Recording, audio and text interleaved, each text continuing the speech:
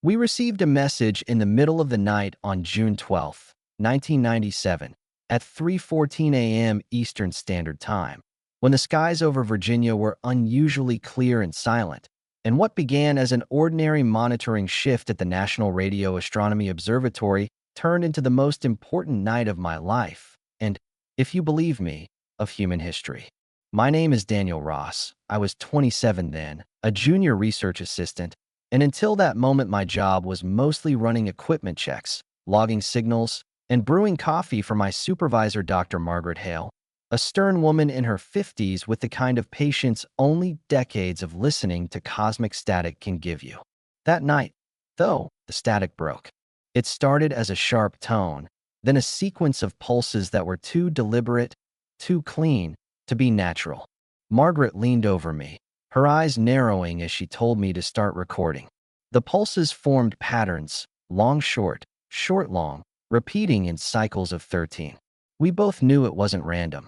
We'd trained to recognize the difference between quasars, pulsars, interference from satellites, and what we had in front of us was none of those. "This is structured," Margaret whispered, her voice low as if the room itself was listening. We analyzed for hours, and just before dawn, we realized the pulses translated into binary, a stream of ones and zeros that, once arranged, revealed a simple image grid, a circle with 3 smaller circles inside it. The coordinates attached to the data pointed not outward to a distant star, but downward, directly to a remote stretch of desert near Roswell, New Mexico.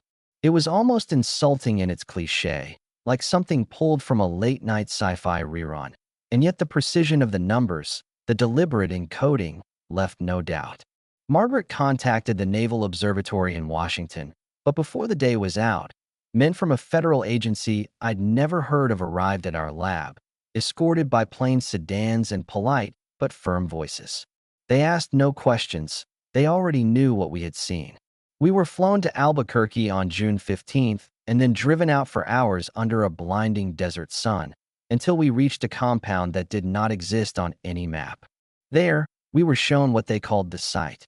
The ground had been scorched in a perfect circle, nearly 30 meters wide, as if something enormous and impossibly hot had hovered just feet above the sand without touching it. Local ranchers had reported strange lights days before, but the story never made it past county gossip.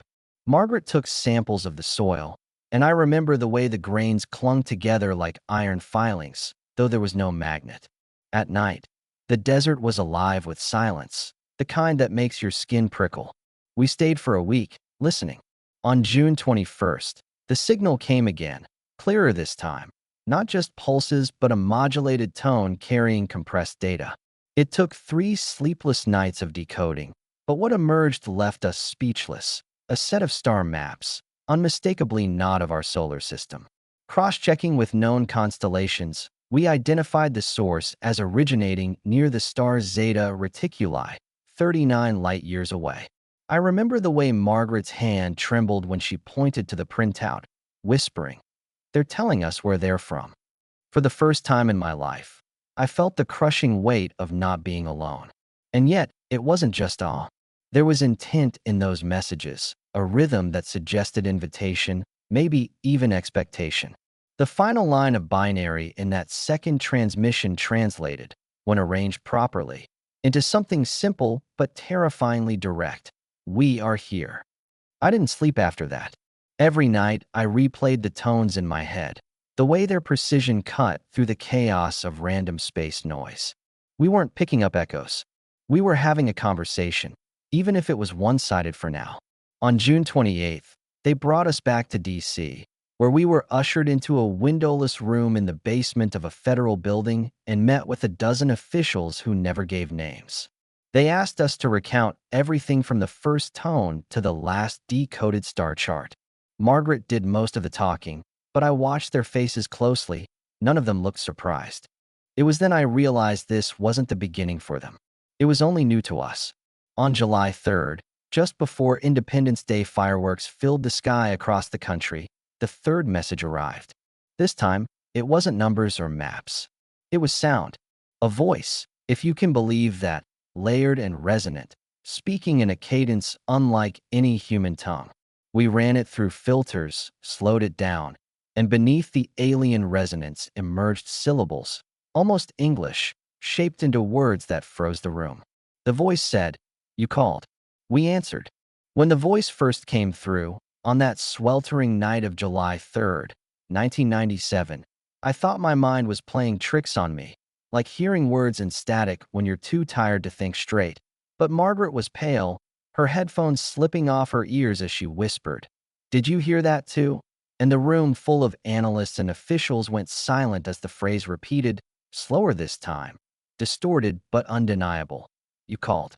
We answered.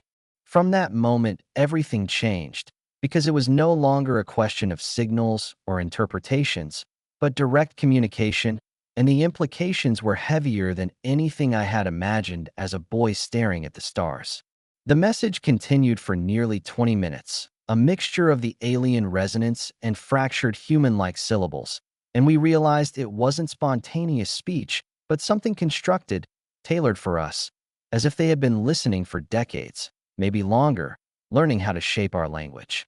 After the broadcast ended, the federal officials didn't dismiss us, they didn't confiscate tapes. Instead, they told us we would be traveling again, but this time not to the desert in New Mexico. On July 5th, we were flown out of Andrews Air Force Base in an unmarked aircraft, and when we landed, hours later, the humid air and the endless pine forest told me we were no longer in the Southwest. We had touched down at a remote base in Maine, near Millinocket, though no one ever confirmed that. There we found dozens of scientists already assembled, astronomers, linguists, mathematicians, none introduced by name. Everyone working under strict silence except when addressing the transmissions. That night we received the fourth message. Unlike the earlier bursts, this one came with visual data embedded so densely it nearly fried our equipment. After decoding, what appeared on the monitors made the air in the room crackle with disbelief. Images, not crystal-clear photographs, but compressed sequences of geometric patterns that, when arranged, revealed structures, towering vertical forms beneath twin suns, archways of stone that seemed to bend under their own impossible gravity, and most haunting of all, what could only be described as silhouettes of beings, tall, elongated, luminous at the edges as though light itself clung to them. They weren't showing us fantasy. They were showing us home. By July 10th, the transmissions had become regular, arriving at precisely 2:47 a.m. every other night, as if scheduled. Each carried fragments, more star charts, strange harmonic sequences that caused vibrations in the floor itself, and images of Earth as seen from above. North America, then South America, then the curve of the Atlantic, stitched together from an altitude no satellite we knew of had occupied. They were watching us. Margaret worked herself to exhaustion, convinced that the harmonics were not just sounds but instructions, perhaps a kind of universal key.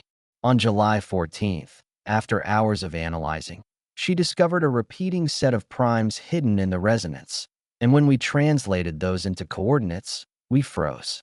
The numbers pointed to a location off the coast of Maine, not far from where we were already stationed, in a stretch of ocean no more remarkable than any other.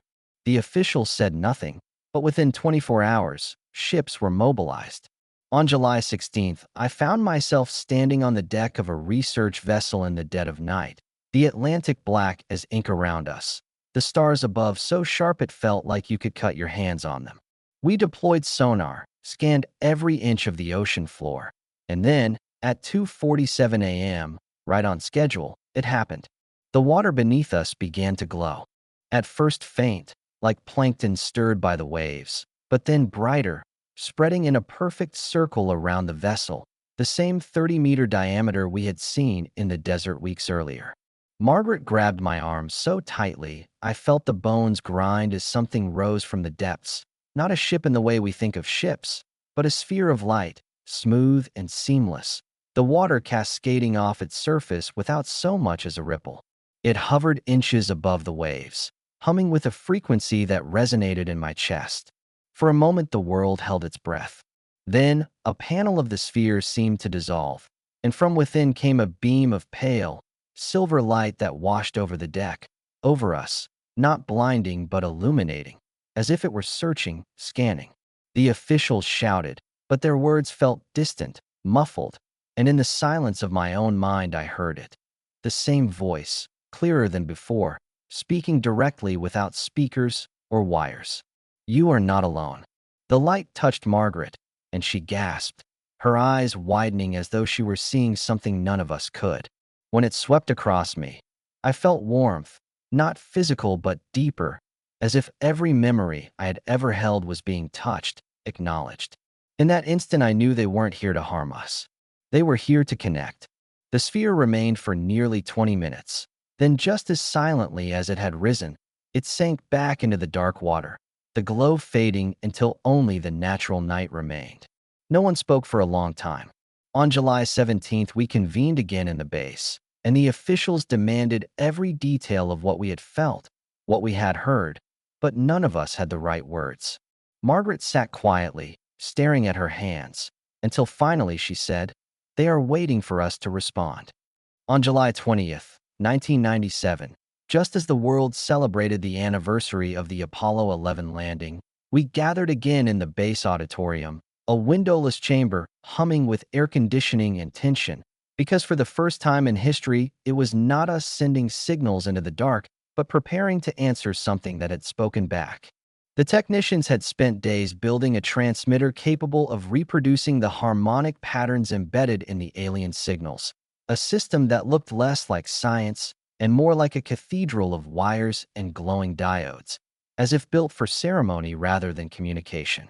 Margaret was chosen to craft the message, and I remember the way her voice shook as she drafted the words. "We hear you.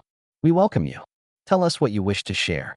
Simple, almost naive, but nothing else seemed worthy.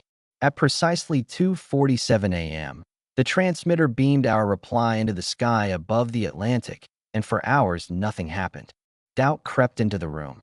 Some muttered that perhaps we had misunderstood, perhaps they had left, perhaps it had all been a mirage. Then, at dawn, the lights flickered. Every monitor, every piece of equipment, every handheld device displayed the same image simultaneously. The sphere rising from the ocean, framed against twin suns, as if they had merged their world with ours for a fleeting instant. The room erupted in gasps. Then came the voice again, not broken syllables this time, but fluent, almost elegant English, delivered in a tone that felt both alien and profoundly human. "We waited. You are ready." What followed was not instruction, but revelation. Over the next week, transmissions poured in, not once every other night, but continuously, as though a dam had broken. They sent us diagrams of molecular structures unknown to human chemistry, star maps that stretched across sectors of the galaxy we had never charted, and most haunting of all, recordings of what could only be their history. Vast luminous cities under skies of perpetual twilight, migrations across oceans of light, and a time when they, too, looked up at stars wondering if they were alone. The officials tried to contain it, but whispers spread among the scientists, and soon we all knew. This was no longer a secret that could be buried. On July 27th, Margaret collapsed in the lab from exhaustion, but before she lost consciousness, she looked at me and whispered, "They're not just showing us. They're inviting us." That night, alone at my console, I listened to the harmonics again, and something clicked.